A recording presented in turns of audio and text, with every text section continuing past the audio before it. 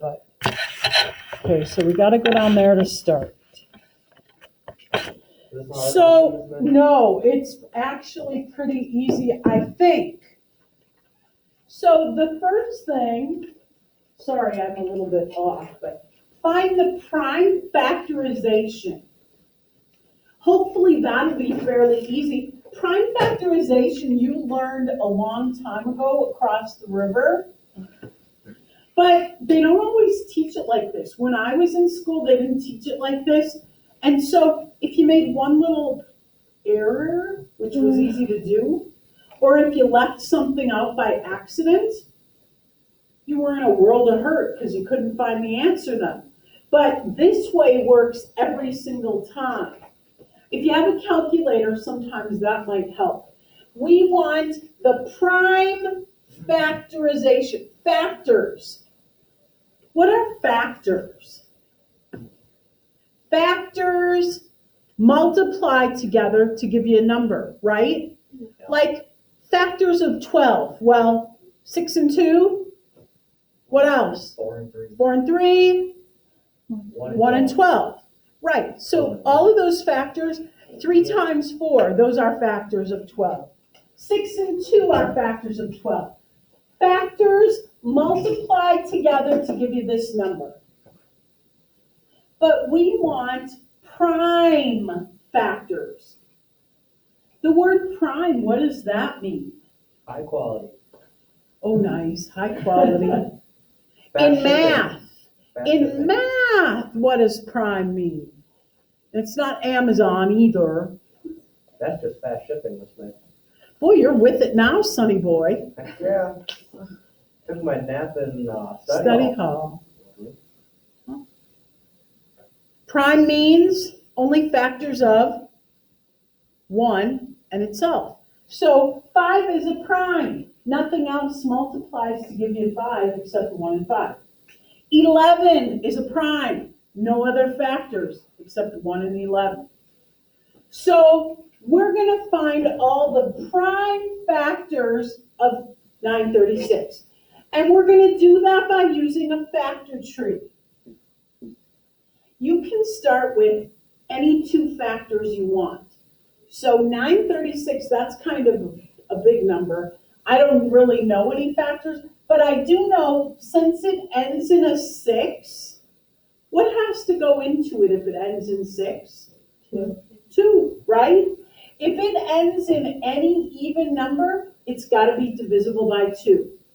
So 2 times 4, 6, 8, I think. Get your calculator out. Get about. 2 is a prime number, isn't it? So I'm going to circle it. 468 isn't prime. Thank you. What goes into 468? It ends in an even. I know it's got to be divisible by 2. I'm sure there's other factors as well, but without a calculator, I know it ends in an even, so it's got to be divisible by 2. And 2, 3, 4? Yeah, no. 2 is prime, I will circle it. 234 I know is not prime. It ends in a 4, so what goes into it? And 117 maybe? Uh-oh. Here's where I might need a calculator because it doesn't end in a 2. So 2 is not a factor. How about 3? Does 3 go into 117? She's shaking her head yes. 3 times, what's 117 divided by 3? 39. Oh, thank you. It's 3 times 39. 3 is prime. We shall circle it. What about 39? 3. 3 and what, Bauman? What? 13. 3 is prime. Is 13 prime? No. We shall circle it. So, G, C, no, no, no, no, no, no, no, no, no, no, no, no. 9,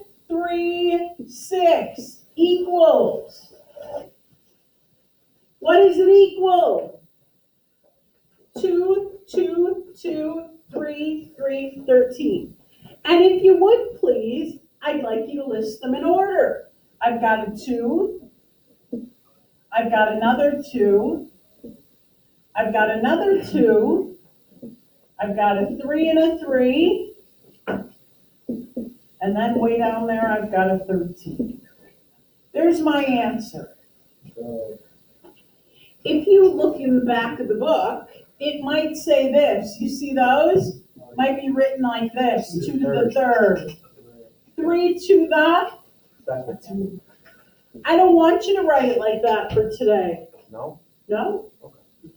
You'll find out why in 2 seconds. But everybody can do this, right? Yeah. Yeah. I think so. Yes? You're scaring him, Miss May. He's just sitting there. I think his chair's gonna tip over and he's gonna make a run for it in 2 seconds. He's gonna take Cole out with him. Why do you think Cole sat by the door? Make a run for it. He remembers last time. So are we good on this? You can find the prime factorization. So now I want greatest common factor and least common multiple. We start off exactly the same way. So 72. Ooh, that's one that we know. 72 could be 2 and 36, 8 and 9, 24 and 3. What do you like, Jack? 8 and 9? Yeah. He says 8 and 9. I could tell. Is 8 prime? No. What goes into 8? 2 and 4. 2, 4. 2 is prime. Yep. What about 4? 2 and 2. 2 and 2. So there we go. 2, 2. Beautiful. Oh, thank you. What about 9? 3 times 3. Is 3 prime? Yeah. So I can circle both of those. I'll leave it alone for a minute. Now we'll do 108. I don't know what goes into 108, but it ends in an 8, so it's got to be 2 and something. I don't know what goes into 54, but it ends in a 4. 2. But I do know what goes into 54. 9 times 6 is 54. You could use 2 in something else, whatever. In the end, they all end up being the same. Even though we might not have exactly the same factors, the prime factors will always end up being the same. What's 9 equal to? 3. And those are prime. What's 6 equal to? 2, 3.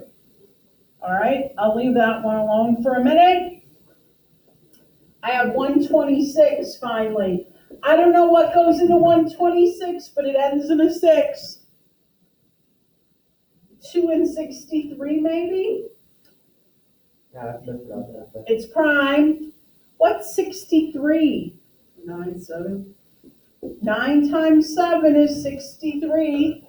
Or you can use your calculator, 3 and 21, right? Is 9 prime? 3 and 3. Yep. Those are prime. Is 7 prime? Yes. Yes, so we'll circle it right off the bat. Once you have those, now we need to list them out. 72 equals 108 equals 126 equals. What is 72? 2 times 2 times 2, 3 times 3. All right, so help me. 2 times 2 times 2, 3 times 3, right? 108. I have 2 2s and 3 3s. Oh, I should be able to remember that. I have 2 2s and 3 3s. And then 126, I have a 2. I have 2 3s. And then I have 1 7. So far, so good, right? Yeah. I haven't done anything difficult yet, have I? Here we go. Start with greatest common factor. It doesn't matter which one you start with. Greatest common factor. Here's what you have to do. Look at your rows. You want to know what factors are in all three. Well, look right here. Do you see this? I have a 2 in all of those. So I'm going to circle it. Is there anything else that's in all of those? 3. A 3? Let's circle it. Here's a 3. Is there anything else that's in all of those? Another 3, yes. So as many times as it appears in all of them, you can circle it. If there were 12 of them in all of them, you can circle all 12. The only thing is, once you use it, we couldn't use it again like going here. Once you use it, it's already used up and you can't use it again. Is there anything else common in all of those? No. So your greatest common factor is going to have one of those, it's going to have one of these, and it's going to have one of those. Whatever's common, you write those down. Now, multiply that. What's 3 times 3? 9 times 2? So your greatest common factor is 18. See how easy that is? That's amazing. Grace. Amazing.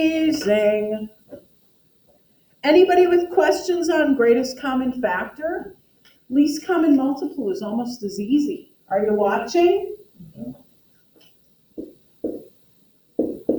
Least common multiple, I want to go this way in a row. And I want the most number of times a factor appears in one single row. So watch. Start out with the 2. How many 2's do I have? 1, 2 2's, and 3 2's. What's the most? 1, 2, or 3? 3. So my least common multiple is going to have 3 2's. Then you move on to the next factor. 3. How many 3's? 2. And here I have 3, and here I have 2. What's the most? 2 or 3? 3. So see those 3 3's? My least common multiple is going to have 3 3's. Did I use every single factor? I still have one other factor left. 7. How many 7's? 1, none, and none. What's more, 1 or none? 1. So my least common multiple is going to have 1 7. Does that make sense? And then you're going to multiply these all together, which I can multiply it in my head, or I might just know it because I did it last hour. 1,512. Does that make sense? So greatest common factor, you want to circle them up and down. The ones that are common in all of those. Least common multiple, even though the word says common, the name says common, it doesn't have to be in all of them. It's the most number of times a factor appears in one single row. So because I have 3 and 2 and 1, 3 is the most. So my greatest common factor has to have 3 of those.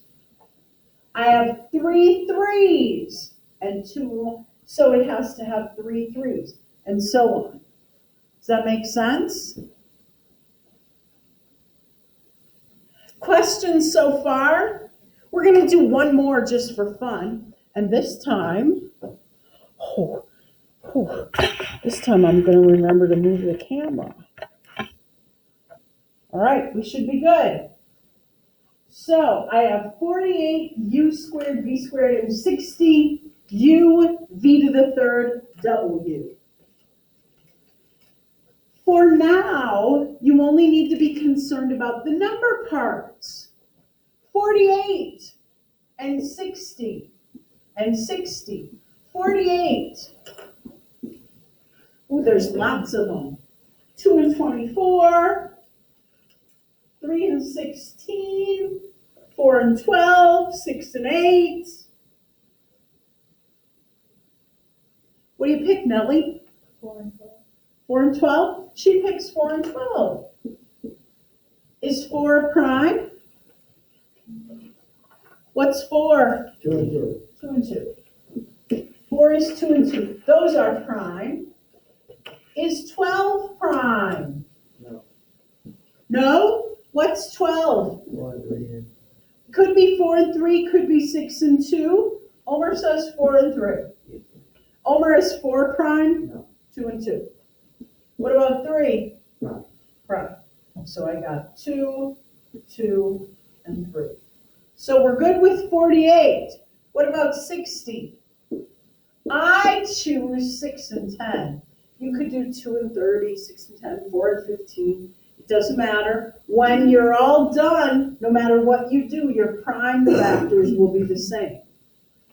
6. What is 6? 3 and 2. And those are prime. 10. 5 and 2. 5 and 2. And those are prime. Now we are going to list out the factors. You know how we listed them out over here? We're going to list them out. 48. U squared V squared. And I have 60 U V to the third W. 48 looks like I have 4 2s and a 3. 4 2s and a 3. And then I have a U squared. What is U squared? 12. U times U. Good. And what is V squared? A V times a V. So you don't really need to worry about the letters until this part, and you just sort of separate it down. U squared is U times U, V squared is V times V. Make sense? Now the same thing for 60. I have 2, 2, 3, and 5. I have 2, 2, 3, 5. And then the letters, I only have one U, so I'll just put a U. And then I have V to the third, so how many V's? 3 V's, and then a W. So we have them listed out. Next, greatest common factor. Greatest common factor is where you look up and down, and you see what's in all of them. Well, in this case, only both of those. So what should I circle? Jack, give me one thing I should circle. 2, right? A 2. Cole, before you ditch out the door, give me another thing I can circle. Another set of 2s. Soraya, give me another thing I can circle. 3. A 3? A 3. It's a little crossways here, but I can circle it. What else can I circle, Layla? The U's. I can circle U's. What else can I circle, Nellie? V. The V's. Anything else? Another V. Another V. Anything else? So watch. Here's a set of 2s. For that set, you list it once. Here's another, once. Here's a set of 3s. A set of U's, a set of V's, and another set of V's. What's 2 times 2? 4 times 3 is 12. I have one U and a V squared. So that's my GCF. Make sense? Make sense? Now the LCM. Does anybody have any questions about the greatest common factor first? LCM, remember this way, you want the most number of times a factor is in one row. So start with the twos. How many twos? 2 and 4. What's more? 2 of those or 4 of those? 4 of those. So I need 4 twos. What's my next factor? 3. How many threes? 1 and 1. What's more? 1 or 1? Just 1, right? 1 and 1. Here's a 5. You have to account for every single factor in your least common multiple.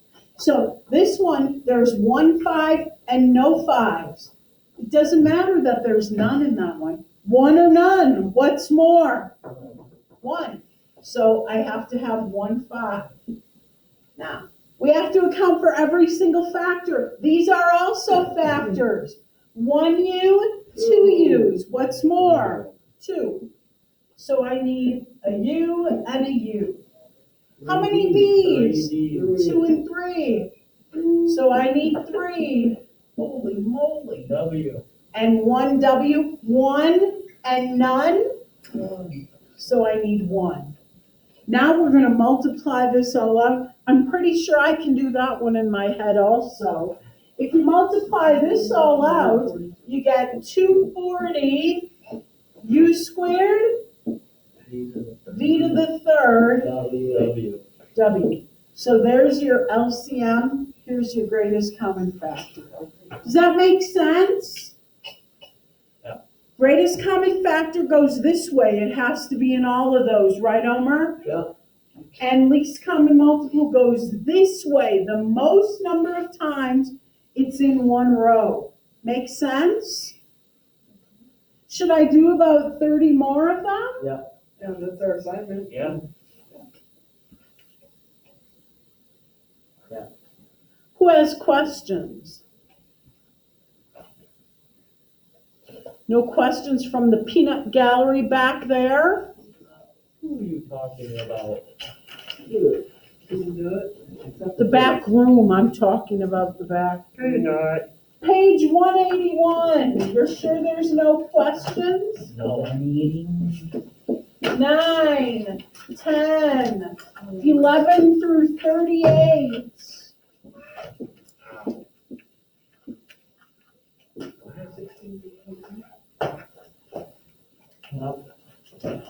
There we go. There we go.